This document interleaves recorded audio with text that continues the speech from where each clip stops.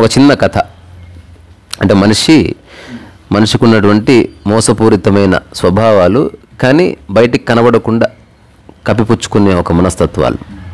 So అన్ని పనులు మంచి ఉద్దేశంతో స్టార్ట్ అవుతాయి. స్టార్ట్ అయిన కొంతకాలానికి నీ దురుద్దేశాలన్నీ బయటకు వచ్చి ఆ ఉద్దేశంతో పాటు ఆ మనుషుల్ని కూడా చంపేస్తుంది.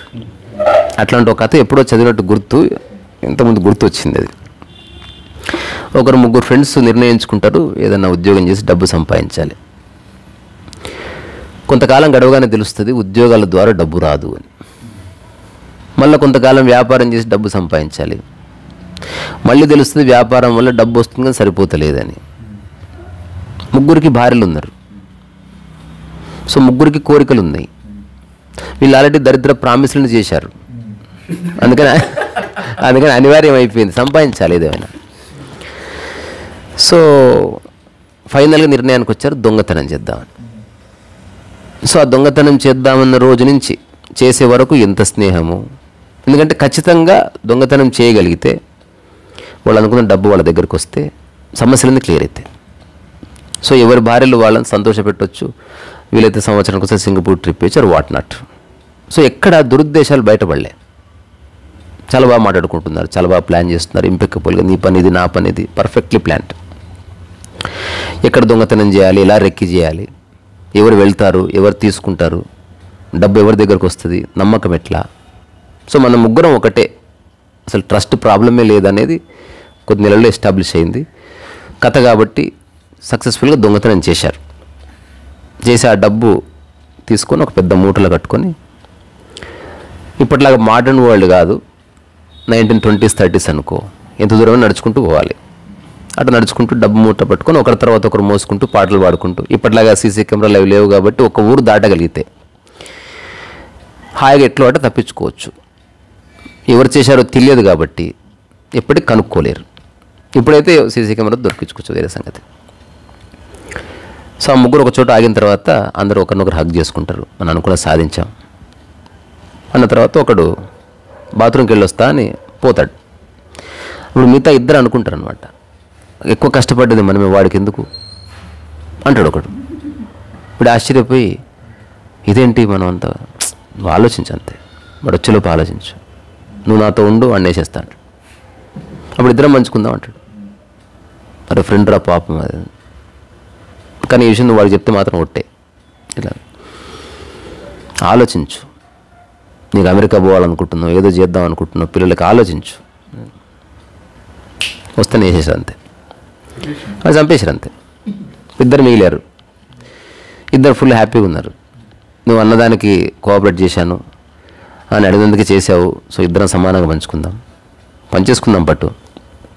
సరే నేను వెళ్తా ఇక్కడి నుంచి అన్న తర్వాత ఇంకో ఫ్రెండ్ అంటాడు, పక్కనే మా ఇల్లు 1 కిలోమీటర్, ఈ విషయం నా భార్యకి చెప్పి కొంచెం ఫుడ్ వండుకొని తీసుకొస్తాను, తిన్న తర్వాత పోదులే, మళ్ళీ ఎప్పుడు కలుస్తామో ఏమో. సరే మరి డబ్బు అంటే నాకు నమ్మకం ఉందిరా, నేను వదిలేసిపోతున్నా.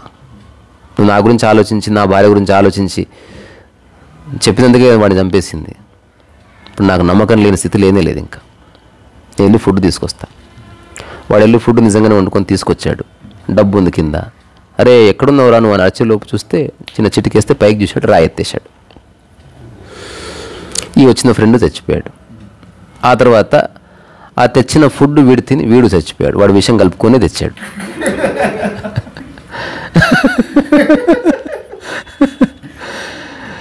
సో ఇదేమో కథ.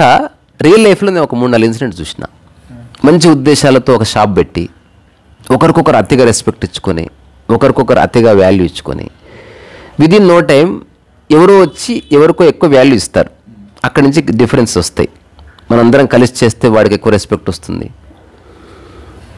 అక్కడి నుంచి మెల్లగా, అంటే ఫస్టే చర్చించుకుంటే బాగుంటుంది మన ఉద్దేశాలు. లేదా ఒక యాప్ ఉంటే బాగుంటుంది రా నవీన్.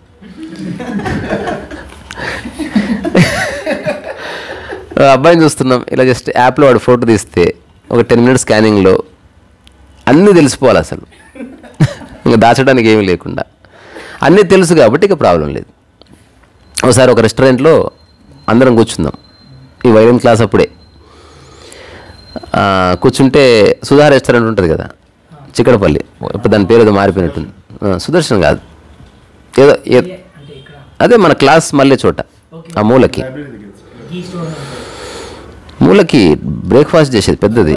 ఎనీవే ఏదో ఒకటి అక్కడ ఒక 15 మందిని కూర్చుందాం. ఒక వ్యక్తి అంటే చూసుకుంటున్నాడు మొబైల్లో. ఏం చూసుకుంటే అంటే ఈ యాప్ చెప్తుంది నేను రోజు ఎన్ని నీళ్లు తాగాను, ఎంత నడిచాను, ఎన్ని అడుగులు నడిచాను, తర్వాత నా హార్ట్ బీట్ ఎంత, తర్వాత ఎన్నిసార్లు నెగిటివ్గా ఆలోచించాను. ఇప్పుడు నెగిటివ్ ఆలోచించగానే ఇట్లా కొడతారనమాట. నాకు నేను చూడగానే కోతిలాగా ఉన్నావు అనిపించింది. ఇది నెగిటివ్ ఆలోచన కదా, సత్యం అది. సో అన్న తర్వాత నా దగ్గర ఒక యాప్ ఉంది. ఏం యాప్ అన్నాడు, దగ్గరలో స్టూపిడ్ పీపుల్ ఉంటే చూపిస్తుంది కానీ చూపిస్తలేదు ఈరోజు అన్న. అనగానే డిస్కషన్ అంటే బ్రేక్ఫాస్ట్ వచ్చింది. సో ఏం చెప్పాలనుకుంటున్నానంటే ముందే తెలుసుకోవాలి ఒక వ్యక్తి ఏమిటో. మధ్యలోకి వెళ్ళిన తర్వాత సో నిజమైన స్వభావాలు బయటపడితే పెళ్ళిళ్ళు ఫెయిల్ కావడానికి కారణం అదే. ఇప్పుడు మా చిన్నాన్న ఒక ఆయన వాళ్ళ బిడ్డకు పెళ్ళి అయితే నాతో వచ్చి చెప్తున్నాడు, నవీన్ మంచి సంబంధం అంటే ఎట్లా అని అడిగాను. ఇంటికి పోతే నీళ్ళు ఇచ్చారు, మంచి భోజనం పెట్టారు, ఇట్లా నేను చేయడుకొని వస్తుంటే వాళ్ళు ఇచ్చేశారు, ఎంత చక్కటి కుటుంబం అన్న. ఇది అసలు మనిషేనా అసలు? అట్లా నటిస్తారు బాబాయ్.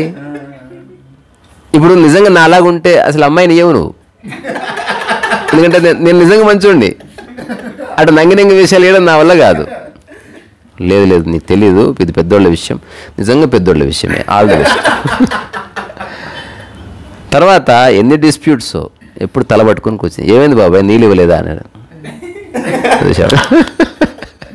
నీళ్ళు ఇచ్చారు, టెన్షన్ ఇస్తున్నారు ఇప్పుడు. సో ఇంతే కథ. సో ఎవరన్నా కలిసి పనిచేయాలంటే ఖచ్చితంగా ఈగో లేని వ్యక్తులన్నా ఉండాలి, లేకపోతే ఆ పని ఖచ్చితంగా అయిపోతుంది. సో మన లోపల ఉన్న వేరే ఆలోచనలన్నీ మరుగున పెట్టి మనం కొత్త ఆలోచనతో పనిచేసినప్పటికీ ఏదో రోజు ఈ పాత ఆలోచనలు ఖచ్చితంగా బయటికి వస్తాయి. అందుకే ఒంటరిగా పని చేసుకోవడం మించిన ఆనందం లేదు. రమణ మహర్షి ఆనందానికి కారణం ఎవరితో పంచాయితీ లేదు. ఇంతే ప్రస్తుతానికి రీసరస్ వయసు.